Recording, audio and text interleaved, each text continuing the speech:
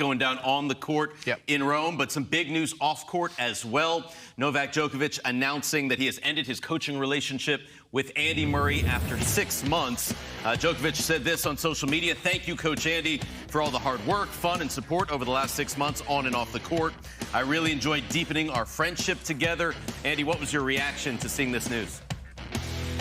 I guess none of it is like completely shocking or surprising. I kind of thought that they would make it through Wimbledon once they committed past the Australian Open. But I'll tell you, I get every prediction about Novak Djokovic wrong pretty much every time, whether it's a knee or a hamstring or a tear or when he's going to play again. Don't ask me, Steve. I don't know anything. The biggest surprise was that they ever got together in this relationship in the first place. That was certainly the stunner at the end of last year when it was announced that they were going to work together. And my thought, and I think a lot of people's thoughts, were this is good for Novak. It's going to light a fire. It's going to give him something new to think about.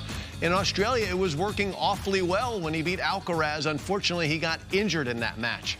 And we did see him play well again in Miami. He played 2 phenomenal matches in the quarterfinals and the semifinals.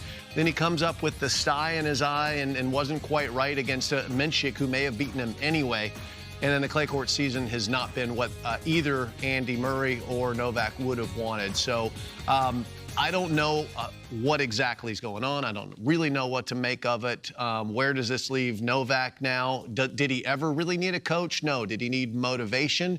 Does this provide a spark now to, again, like I can do it by myself? You know, if you're him, you just have to be looking for motivation, because at this point it seems like his health is where it needs to be. His tennis is not where he wants it to be.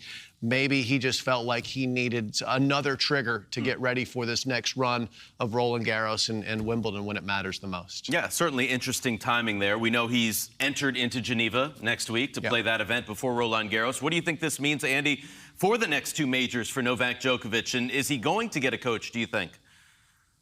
I don't think so. If anything, you bring in one of the, people that he's worked with before just for comfort, just because they know how he operates. Someone who knows you like, to stretch at a certain time before you play and you like to hit this many forehands.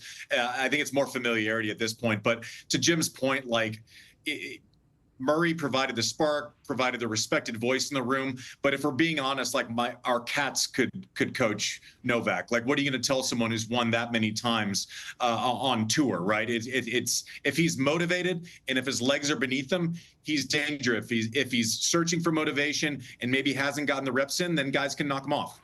Who was his coach at the Olympics last year? Exactly. He can do it by himself. I think Murray was a great concept to bring in and provide that spark. But its time has come, and it'll be fascinating to learn as we go here in the next couple of months what exactly went down. How long do you think it is until Andy Murray starts coaching again, Andy Roddick? I don't think it's going to happen anytime soon. I think this was an exceptional circumstance with someone who he probably wanted to learn from. They have a friendship before. I don't think this is going to be something that we see from Murray, at least on the traveling side. Now, maybe he works with people, in London, and I think his brain always wants to operate in the tennis space. But I'd be shocked if he went on the road with someone else anytime soon.